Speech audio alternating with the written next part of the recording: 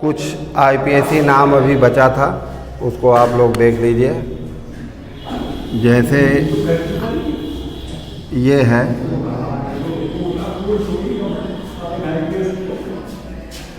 Ester का नामकरण।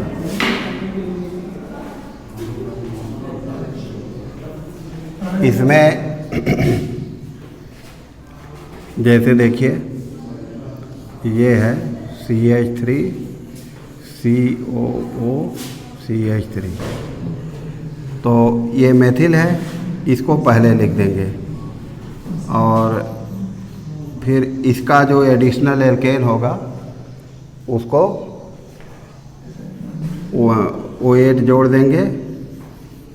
फिर ये जो है इस एस्टर का आईपीएसी नाम हो जाएगा। तो 2 कार्बन है तो यहाँ लिख देंगे एथेनोएट। ठीक है, ऐसे जैसे ये है HCOOC2H5, इसको लिखेंगे एथिल मेथनोएट, एथिल मेथनोएट,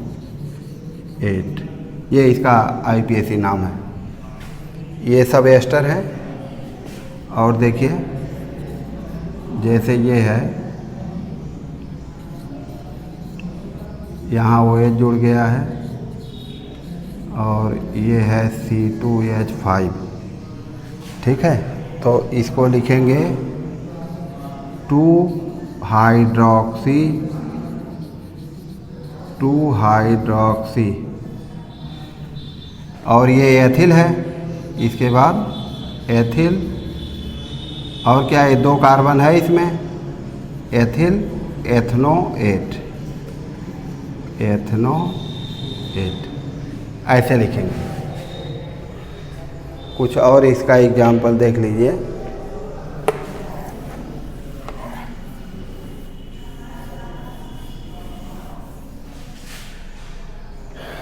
जैसे ये है C3H7 COOC2H5, तो ये एथिल है, इसको पहले लिख देंगे क्योंकि ये अल्कोहल से रेडिकल आया है। और एसिड वाला रेडिकल ये है और ये कार्बन है, 4 है कुल, तो यहाँ लिख देंगे ब्यूटेनोएट, एथिल ब्यूटेनोएट। और अगला C3H7 COOC3H7, तो ये है आपका प्रोपिल ब्यूटेनोएट,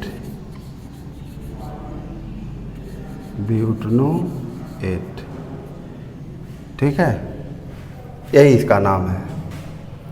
तो ये एस्टर की आईपीएसी थी। अब आगे आप लोग देखें,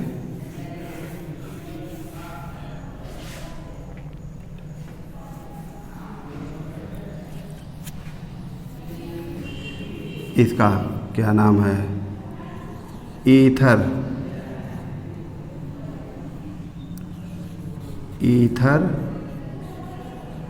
का नामकरण।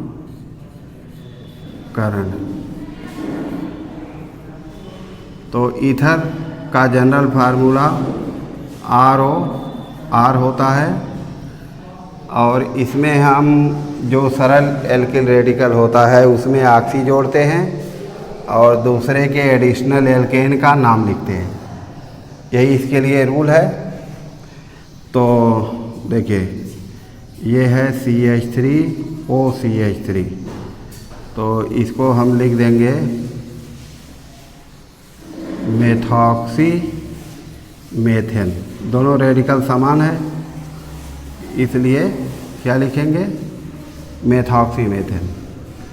अगला C2H5OCH3, इसके लिए लिखेंगे हम मेथॉक्सी और क्या, एथेन, मेथॉक्सी एथेन, ये इसका नाम लिख देंगे। और अगला है C2H5OC2H5, दोनों रेडिकल समान है तो एक में हमें ऑक्सी जोड़ना ही है, तो इसको लिख देंगे एथॉक्सी एथेन, यही इसका IPAC नाम है। अगला देखिए CH3CHCl और यहाँ एक CH3 जोड़ दीजिए, इसको 2 करिए और ये करिए C2H5, ये है। तो आप क्या करेंगे 1 2 3 4, आप यहाँ लिखेंगे 2 एथॉक्सी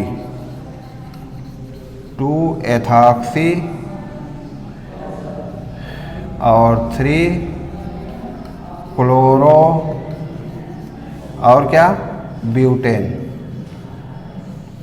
यही इसका IPAC नाम है।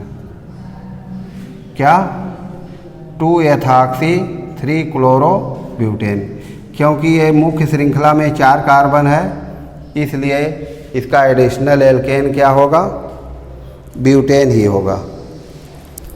ठीक है, तो इतना ध्यान रखना।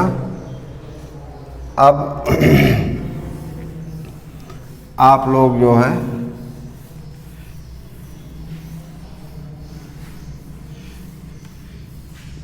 IPAC नाम से संरचना लिखना सीख लीजिए। जैसे यही है, हम नाम लिख रहे हैं, ये है 2 मेथिल ब्यूटेन, ठीक है। तो आप क्या करिए 4 कार्बन लिख दीजिए ऐसे, ये इधर से दूसरे पर या इधर से दूसरे पर एक जगह मेथिल जोड़ दीजिए और सब कार्बन को सिंगल बॉन्ड से जोड़ दीजिए।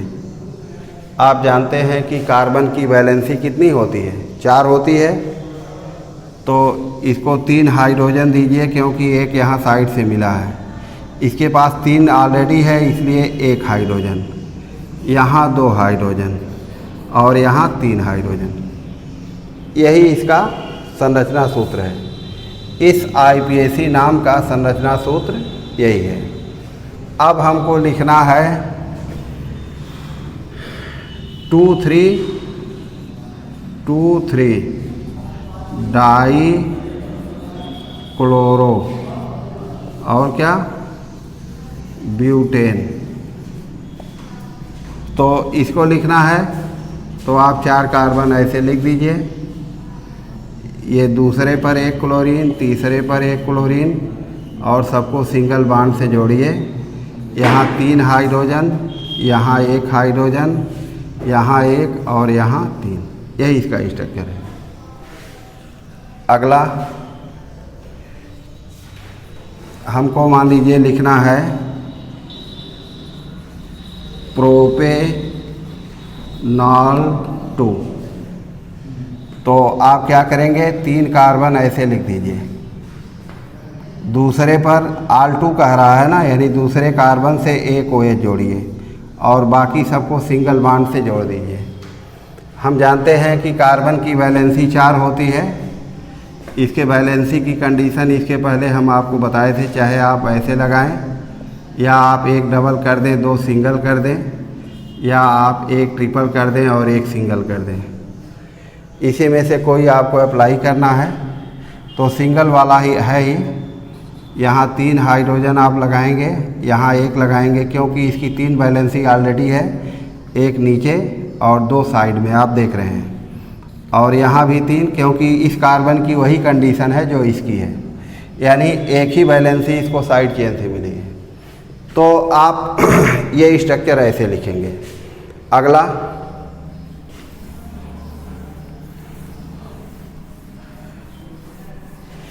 हमको लिखना है ब्यूट 1,3 डाई इन, तो ब्यूट है ना, ये रूट वर्ड क्या है, ब्यूट यानी 4 कार्बन। अब पहले पर और तीसरे पर आपको डबल बॉन्ड लगाना है, तो डबल बॉन्ड आप पहले लगा ही दीजिए और इसको सिंगल से जोड़िए। ठीक, अब इसको 2 वैलेंसी यानी 2 हाइड्रोजन और चाहिए। हाइड्रोकार्बन की ज़्यादातर वैलेंसी हाइड्रोजन से ही पूरी होती है कार्बन परमाणुओं की, तो हम हाइड्रोजन ही लगाएंगे। अगर कोई रेडिकल या कोई फंक्शनल ग्रुप नहीं है या द्विबंध त्रिबंध नहीं है तो। और यहाँ 3 वैलेंसी है तो आप 1 लगाएंगे, यहाँ भी 1 और यहाँ भी यही 1 2 3 4, यानी पहले कार्बन से और तीसरे कार्बन से डबल बॉन्ड है, तो हमने लिख ही दिया है 1,3 डाईन।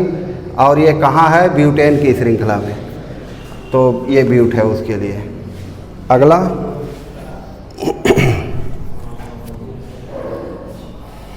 अगला ये है CH3। मान लीजिए हमको लिखना है प्रोपेनॉन, तो ओन आ रहा है अंत में ना, यानी 3 कार्बन आप लिखिए। प्रोप से 3 कार्बन क्लियर हुआ, ओन से ये पता चला कि इसमें कीटोन है। ठीक है, तो आप यहाँ कीटोन जोड़ दीजिए और इसको सिंगल बॉन्ड से यहाँ 3 हाइड्रोजन लगाएंगे क्योंकि एक ही वैलेंसी साइड से है, और यहाँ भी 3, यही प्रोपेनॉन है। समझ में आया। अगला एथेन 1,2 डाई आल, ऐसे है। तो एथेन है यानी एथ रूट वर्ड आया है इसमें, आप 2 कार्बन ऐसे लिख दीजिए। 1,2 यानी दोनों से एल्कोहल, आल मीन से एल्कोहल होता है, तो आप यहाँ वो एच जोड़ दीजिए और इसको सिंगल बॉन्ड से जोड़िए क्योंकि एक ही हाइड्रोकार्बन है। अब इसकी वैलेंसी 2 यानी 2 हाइड्रोजन, क्योंकि 2 मिली है, एक यहाँ नीचे और एक साइड में और यहाँ, यही है एथेन 1,2 डाईऑल। नहीं कुछ समझ में आएगा तो बताना। अब जैसे लिखना है क्या, प्रोपेनोइक एसिड, प्रोपेनोइक एसिड, ये प्रोपेनोइक एसिड, यहाँ प्रोप शब्द आया है, आप देख रहे हैं ना, इसका मतलब हाइड्रोकार्बन में 3 कार्बन है और ओइक एसिड है, इसका मतलब क्या हुआ कि एक कार्बोक्सिलिक समूह है, ये कार्बोक्सिलिक समूह बन गया। अब इनको सिंगल बॉन्ड से जोड़िए। ठीक है, और यहाँ 2 कर दीजिए और यहाँ 3 कर दीजिए। जैसे ये संदेह होगा कि हम बीच में क्यों नहीं जोड़े, तो कभी भी कार्बोक्सिलिक समूह बीच में नहीं जुड़ता, ये जहाँ रहता है श्रृंखला वहीं से शुरू होती है। जैसे किसी पिक्चर में अमिताभ बच्चन ने कहा था ना कि हम जहाँ खड़े हो जाते हैं लाइन वहीं से शुरू होती है, तो ये कार्बोक्सिलिक एसिड के लिए भी यही फार्मूला है, क्योंकि वरीयता क्रम में सबसे ऊपर यही है, ये जहाँ रहेगा चेन वहीं से शुरू होगी और इनका स्थान नहीं बताया जाता क्योंकि ये मसीहा हैं, ये खुद अपना स्थान क्लियर करते हैं। अब इसके बाद अगले वीडियो में हम आप लोगों को बताएंगे। ठीक है, तब तक के लिए।